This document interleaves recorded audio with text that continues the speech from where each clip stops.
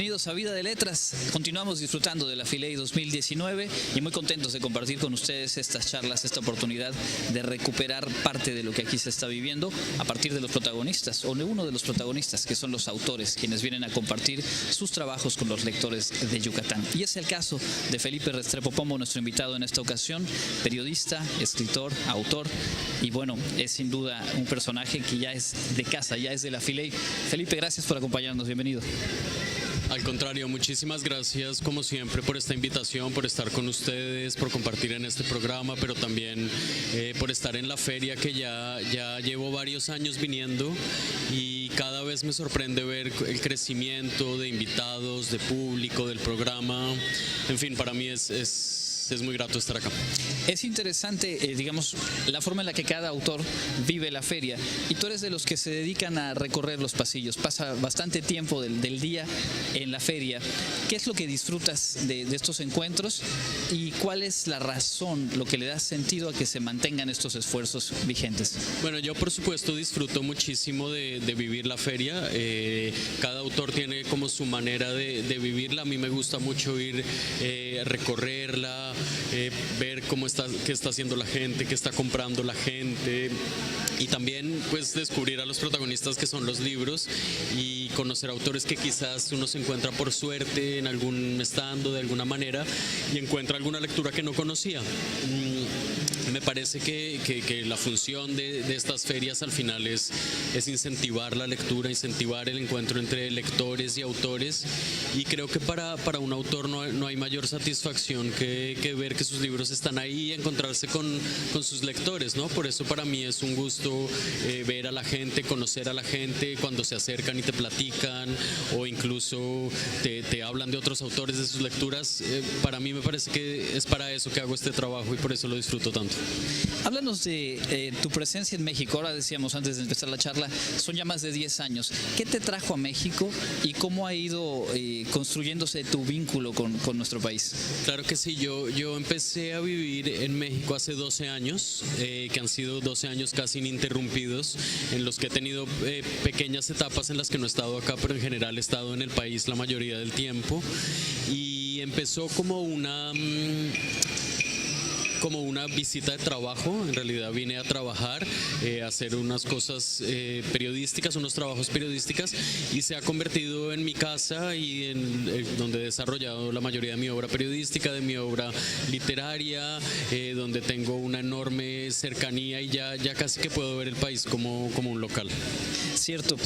El periodismo fue, digamos, tu puerta de entrada, y por supuesto has dicho que es un asunto de vocación, más allá de la profesión. Hay muchos esfuerzos que requiere, pero no cualquiera, no muchos habrán tenido el privilegio de, siendo jóvenes, de iniciándose en ese recorrido, estar en una revista dirigida por Gabriel García Márquez. Cuéntanos sobre eso, ¿cómo lo viviste y qué es lo que yo te tuve dejó? esa enorme suerte sobre la que me preguntan, y siempre me encanta hablar de eso. Yo empecé mi carrera en Colombia, en la revista Cambio, que era de Gabriel García Márquez, y no solo él era el propietario, le gustaba trabajar como editor porque él siempre fue un periodista, un editor, un hombre con una verdadera vocación por el oficio del periodismo, y yo tuve la suerte de empezar, de ser becario en esa revista y de verlo muy de cerca, porque si algo tenía era la cercanía con los periodistas y con los reporteros, y participaba en las reuniones editoriales,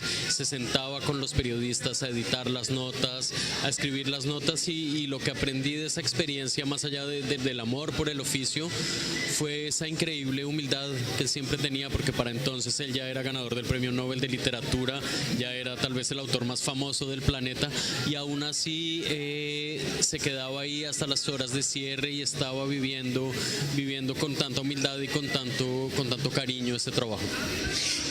Traes a la feria el tercer tomo, la tercera entrega de esta serie de crónica que edita la Dirección de Literatura de la UNAM y que tú has coordinado en el recorrido. Cuéntanos un poquito de los primeros 2 tomos y cómo vas perfilando lo que ahora vienes presentándonos en esta tercera entrega. Sí, bueno, este es un trabajo que me gusta mucho hacer, el de antologador de esta colección de crónica, y yo recibí la invitación, como bien lo dices, de la Dirección de Literatura de la UNAM, en particular de Rosa Beltrán, Beltrán, la directora, también escritora, también gran crítica literaria, en fin, una figura predominante de las letras mexicanas, que un día nos reunimos y me dijo, mira, creemos que hay que darle espacio a la crónica, creemos que hay que darle espacio al periodismo narrativo, ¿por qué no creamos esta colección?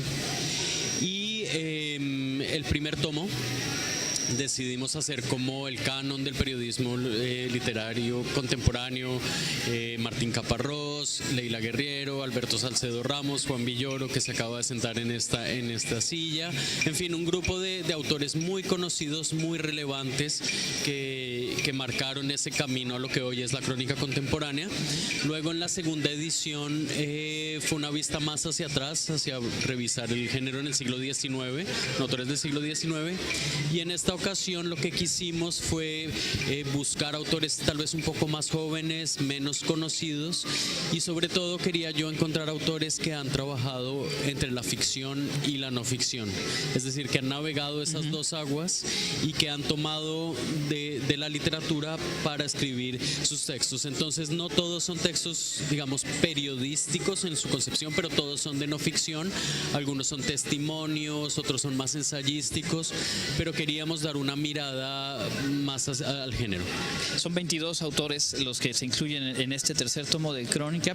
¿Hubo algún criterio en rango de edad? Porque tengo entendido que también ahí es bastante amplio en esa misma búsqueda que nos contabas, ¿no?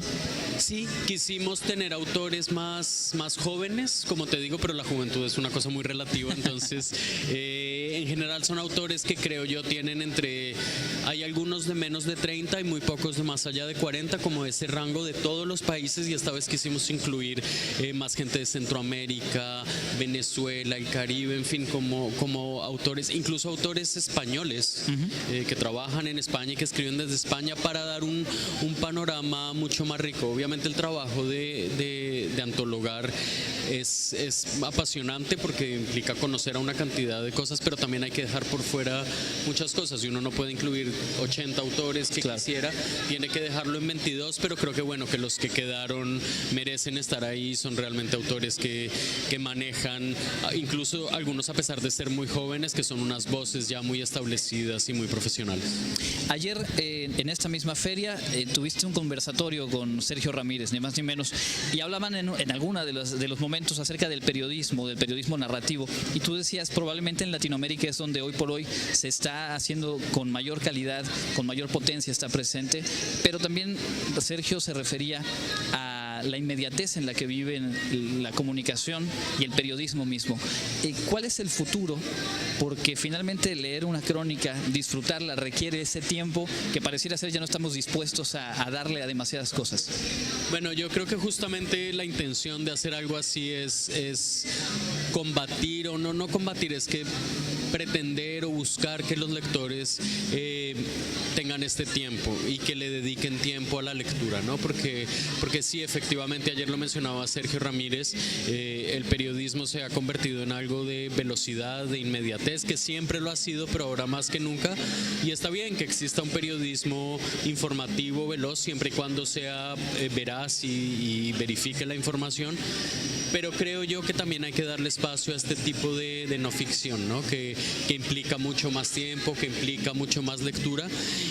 Y creo que estos autores pues hacen también su trabajo, que más que una obligación de tener que conocerlos, es un placer leer sus historias, y es un placer ver la mirada que ponen sobre historias reales.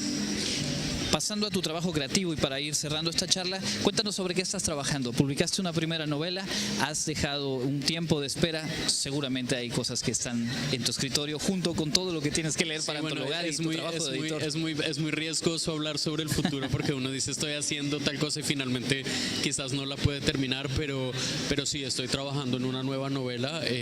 Obviamente la escritura de una novela es compleja, toma tiempo, es difícil, requiere realmente una concentración muy especial, encontrar una voz, encontrar una historia, encontrar una estructura, y esperaría regresar el próximo año a Mérida, a la Filey, ya con una nueva novela.